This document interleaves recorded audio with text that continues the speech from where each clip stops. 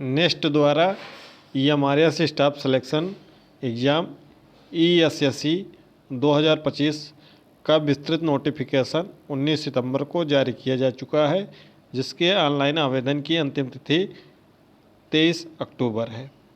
TGT के criteria को लेकर, एलिजिबिलिटी को लेकर हमने 20 सितंबर को ही RTI लगा दिया था।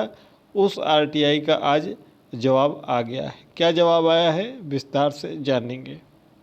उसके पहले थोड़ा सा एक बार फिर से रिव्यू कर लेते हैं एलिजिबिलिटी को, नियम को लेकर। TGT के खासकर बैचलर या honours degree from a recognised institute with at least 50% marks in all subjects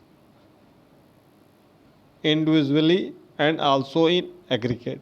यानी कि नोटिफिकेशन का जो तात्पर्य है वह कहने का यही मतलब है कि आप पे ग्रेजुएशन के प्रत्येक विषय में 50% अंक होने चाहिए। आप ग्रेजुएशन में जितने भी विषय पढ़े हैं सभी विषयों में 50% मार्क्स होने चाहिए। साथ ही साथ आपका एग्रीगेट भी 50% होना चाहिए, यानी कि ओवरऑल भी 50% होना चाहिए। जब आप फॉर्म भर रहे होंगे तो फॉर्म में वहाँ पर कंसर्न सब्जेक्ट लिखा हुआ है 50% मार्क्स, और ऑल सब्जेक्ट भी लिखा हुआ है। तो यहाँ पर एक थोड़ा सा डाउट क्रिएट हो रहा था कि क्या कंसर्न सब्जेक्ट में ही 50% चाहिए, जैसा कि KVS और नवोदय के रिक्रूटमेंट रूल में है। इसी को क्लियर करने के लिए हमने नेक्स्ट को एक RTI लगाया 20 सितंबर को।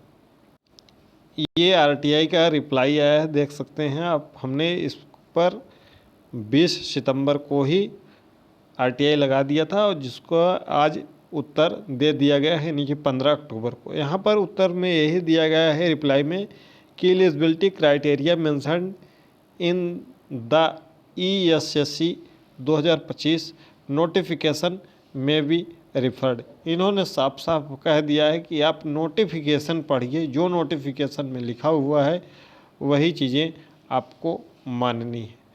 तो अब क्या करें, क्या फॉर्म फिलअप करें या ना फिलअप करें? तो हमारी राय यह है कि अगर आपका कंसर्न सब्जेक्ट में 50% अंक है प्लस आपका ओवरऑल 50% अंक है, तो आप फॉर्म ज़रूर फिलअप करिए। और इस पर क्या हो सकता है आप लोग भी कमेंट बॉक्स में बता सकते हैं। क्या इस संदर्भ में कोर्ट जाया जा सकता है? क्या कोई याचिका दायर की जा सकती है कि ऑल सब्जेक्ट में नहीं होना चाहिए, केवल कंसर्न सब्जेक्ट में होना चाहिए? क्योंकि ये आगे चलकर आपको डेफिनेटली जब ये DV कराएंगे तो देखेंगे कि आपको DV में बहुत लोग बाहर हो जाएंगे इसी के चक्कर में कि उनका 50% हर सब्जेक्ट में नहीं होगा, जबकि होना यही चाहिए कि कंसर्न सब्जेक्ट में 50% अंक होना चाहिए। यानी कि इन्होंने RTI में स्पष्ट नहीं किया है, जबकि RTI इसीलिए लगाई गई थी कि आप RTI में तो कुछ स्पष्ट करिए कि हाँ, यस या नो, इसको बताना चाहिए।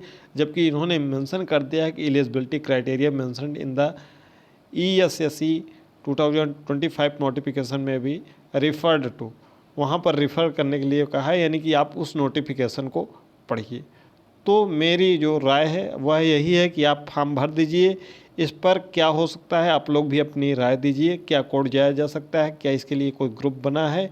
अगर कोई ग्रुप बना है, कोई कोर्ट जाने के लिए तैयार है या कोई कोर्ट गया है, तो हमें ज़रूर सूचित करिएगा, ताकि हम भी अपने टेलीग्राम पर इसके लिए सूचित कर सकें और आगे की प्रक्रिया को कर सकें। बाकी अभी के लिए हम बस यही कहेंगे कि आप अपने फॉर्म भरकर तैयारी करिए। बाकी आप अपने आप को इसके लिए एलिजिबल मत मानिए, जो नोटिफिकेशन में लिखा हुआ है। आगे क्या होगा वह DV के समय तय होगा।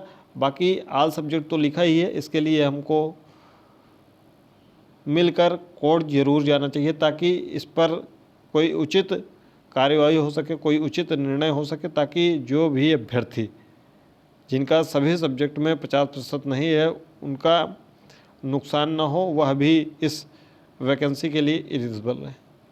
तो आप सभी इसके लिए फॉर्म भर दीजिए। को जो भी आपके डाउट हैं या फिर जो भी आप कुछ इस संदर्भ में कहना चाहते हैं या कोई ग्रुप है, उसका लिंक हमें ज़रूर शेयर करिएगा। मिलते हैं अगली वीडियो में।